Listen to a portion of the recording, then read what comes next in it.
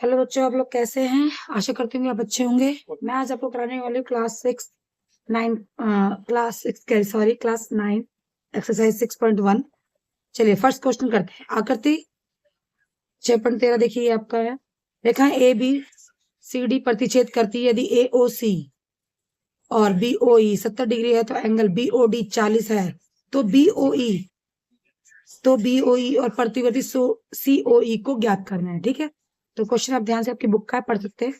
चलिए यहाँ पे स्टार्ट करते हैं। हमें पहले देखिए क्या क्या दिया हुआ है। गिवन लिखेंगे। गिवन में आपको जो जो दे रखा होता है, आपसे इंग्लिश वाले बच्चे इंग्लिश में गिवन लिख सकते हैं, हिंदी वाले बच्चे भी दिया है लिख सकते हैं।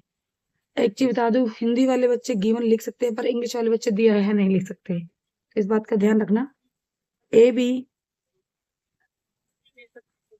एंड सी डी बिंदु ओ पर प्रतिच्छेद करती है। ठीक है, जो भी चीज हो बहुत अच्छे डिटेल में लिखिए।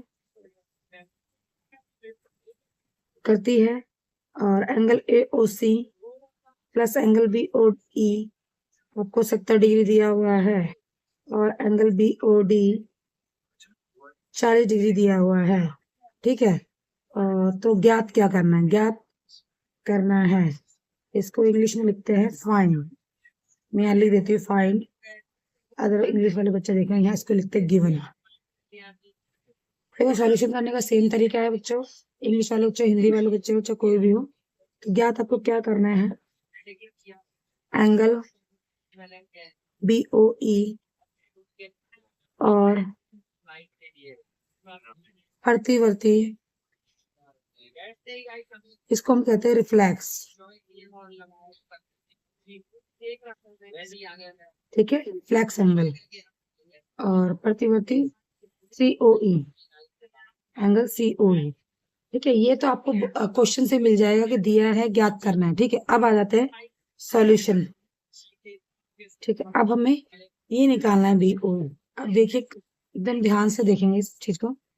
ये और ये आपको 70 डिग्री दिया हुआ है और ये आपको 40 डिग्री दिया हुआ है। तो देखिए ये और ये बराबर होंगे। क्यों बराबर होंगे? शीर्षाभिमुख कोण, वर्टिकली अपोजिट एंगल। ठीक है, तो आप यहाँ पे लिखेंगे angle AOC plus angle BOE बराबर 70 degree. Angle AOC plus angle BOD नहीं सॉरी इज बराबर इज। ठीक है, क्यों होंगे? यहाँ पे लिख दो हिंदी में शीर्षाभिमुख कोण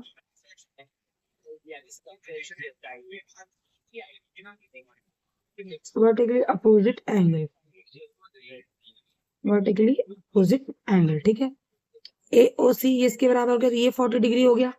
अब इस पे एंगल में क्या बोला है? BOE ज्ञात करना है आपको। क्या करना है ज्ञात? BOE।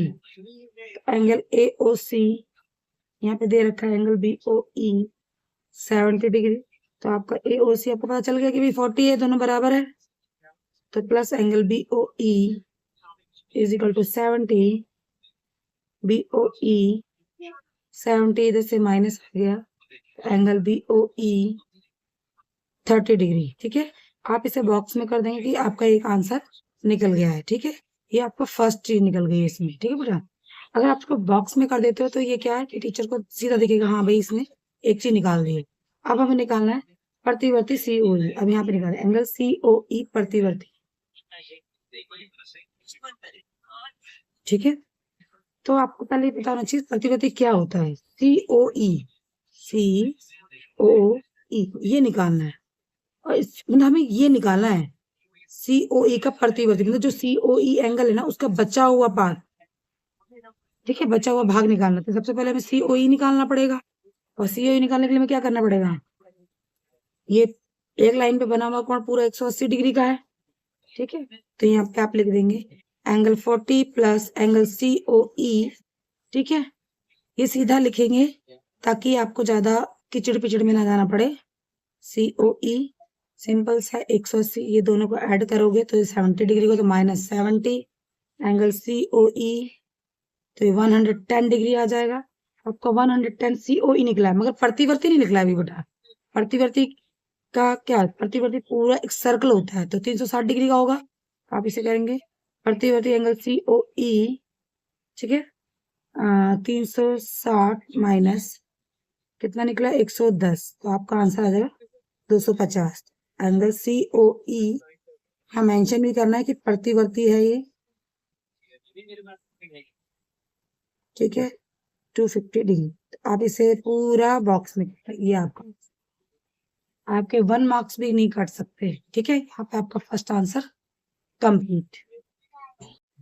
हेलो बच्चों, ये आपका 6.1 का सेकंड क्वेश्चन है। आकृति देखिए 6.14 में रेखा एक्स और वाई MN बिंदु O पर प्रतिच्छेद करती हैं यदि POY 90 डिग्री है और AB 2:3 है तो C ज्ञात करना है, ठीक है। ये 90 डिग्री ऑब्वियसली भी 90 डिग्री होगा क्योंकि एक रेखा में बना हुआ कोण 180 डिग्री का होता है। चलिए इसको सॉल्व करते बच्चों, ठीक है। सबसे पहले हम लिखेंगे, देखो दिया है, देखिए हमारे पास क्या क्या दिया हुआ है, ठीक है। हमें दे रखा एक्स वाई और MN बिंदु O पर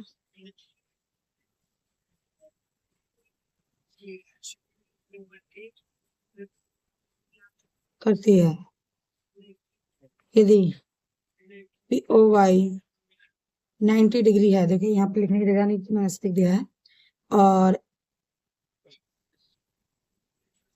A रेशो आपको जो दिया है ना, आप तसल्ली से आराम से लिख सकते हो, दिया है, ठीक है। और ज्ञात क्या करना है, एंगल C, ठीक है। अब आ जाते हैं हल पर, ठीक है बेटा। अब सीधी बात, आपको क्या निकालना है, angle C।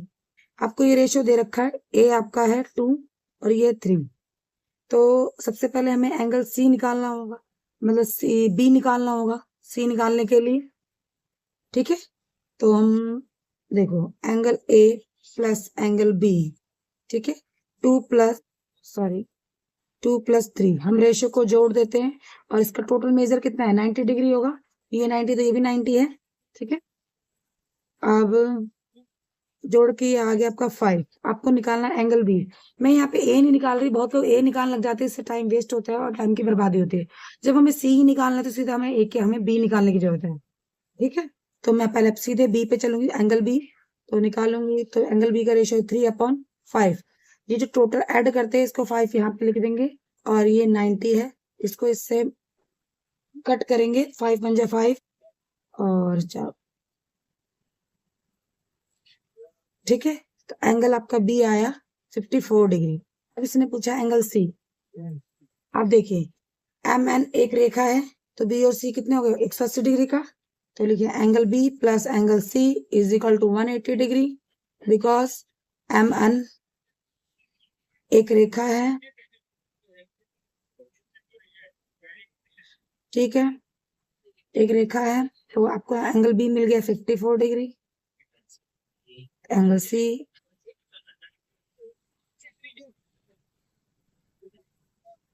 Is equal to 126, ठीक है। ये आपका आंसर हुआ, इसे आप बॉक्स में करेंगे, ठीक है। आशा करती हूँ आपको समझ में आया होगा। राधे राधे। हेलो बच्चों, राधे राधे। इसमें आपको मैं 6.1 का थर्ड क्वेश्चन करा रही हूँ। यदि देखिए आकृति 6.15 में यदि पी आर क्यू के बराबर है, देखिए पी आर क्यू ये दोनों बराबर हैं, तो सिद्ध कीजिए PQS और PRT भी बराबर है, ठीक है। क्वेश्चन बुक आपके पास है, अब मैं सीधा आपको आंसर करा रही हूँ। सबसे पहले हमें क्या लिखना दिया है, हमें क्या क्या दे रखा, angle PQR is equal to PRQ, ठीक है।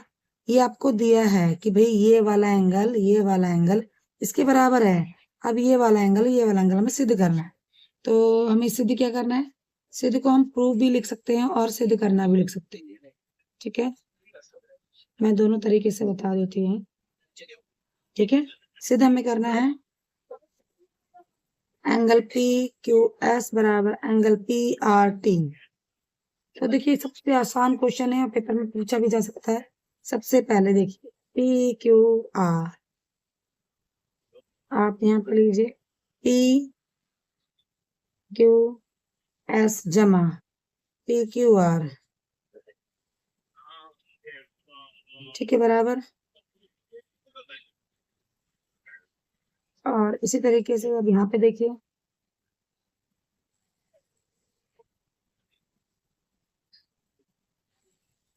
पी आर टी जमा P R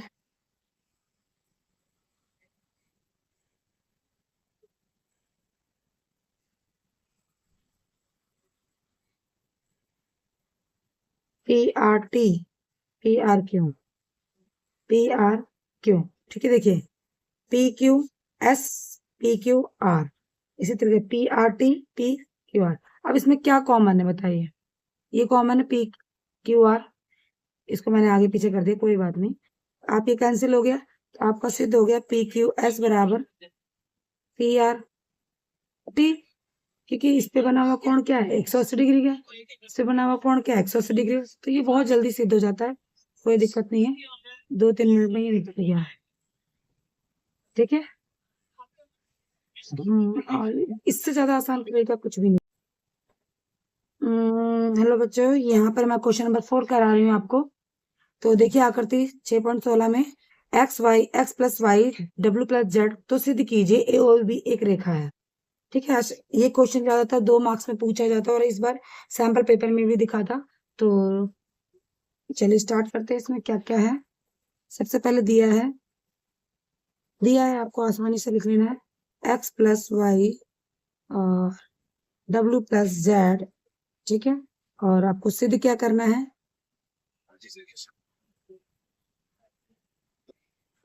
A O B एक रेखा है,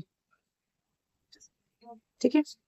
तो देखिए ये ये एक लाइन है, तो हमें ये सिद्ध करना है कि ए ओ बी एक रेखा है। तो आप इसको सिंपल से मानेंगे, और यहाँ पे दे रखा है कि ये और ये दोनों बराबर है, एक्स प्लस वाई और एक्स प्लस वाई है और बराबर डब्ल्यू प्लस जेड है, ठीक है। तो हम इसको मानेंगे 180 डिग्री, और या ऐसे इसको रख लेते हैं। देखो एक मिनट, इसे और आसान तरीके से कराते हैं।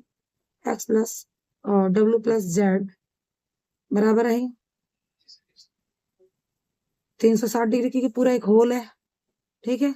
तो दोनों बराबर है, तो हमने यहाँ पे क्या मान लिया 2x प्लस वाई मान लिया। क्या मान लिया कि भाई दोनों कॉमन है, एक ही जैसे बराबर है, तो हमने 2 बाहर निकाल दिया और एक जैसा मान लिया 360 डिग्री। तो X plus Y is equal to 360, और ये 2 इसके नीचे आ गया बेटा, ठीक है, 180 डिग्री।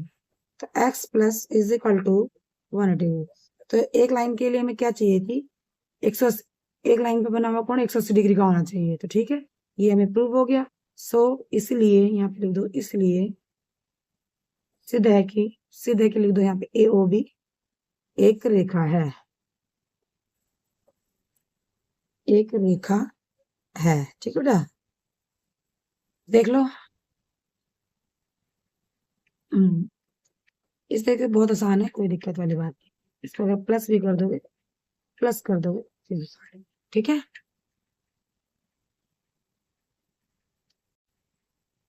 अब क्वेश्चन नंबर 5, आकृति 6.17 में देखिए पी ओ क्यू एक रेखा है, किरण ओ आर पी क्यू पर लंब है। देखो लंब है तो ये 90 डिग्री कोण बना रही है। किरणों ओपी और आर के बीच में ओ एस, उसको एक अन्य किरण है, सिद्ध कीजिए आर ओ एस बराबर में 1/2 angle Q O S minus P O S, ठीक है। तो ये क्वेश्चन बहुत इंपॉर्टेंट है, ये लास्ट ईयर के पेपर में भी मिड टर्म में भी आया था बेटा, और इस बार भी पूछा गया है। तो प्लीज इस क्वेश्चन को थोड़ा मैंने अपने तरीके से आसान भाषा में आसान तरीके से बनाया है, ताकि बच्चे कंफ्यूज ना हो। मैंने कहीं देखा तो थोड़ा कंफ्यूजिंग लग रहा था, तो मैंने अपने तरीके से इसको करने की कोशिश की है, और ये प्रूव भी हो गया है। तो चलिए स्टार्ट करते हैं। पहले तो हमें दिया है, लिखना पड़ेगा हमें क्या क्या दे रखा है। पी ओ क्यू एक रेखा है, ठीक है। और किरण ओ आर रेखा पी क्यू पर लंब है और ओ पी ओ आर के बीच में ओ एस एक अन्य किरण है। ठीक है, तो ये तो अब सिद्ध क्या करना है, देखिए सिद्ध नहीं, हाँ सिद्ध करना है।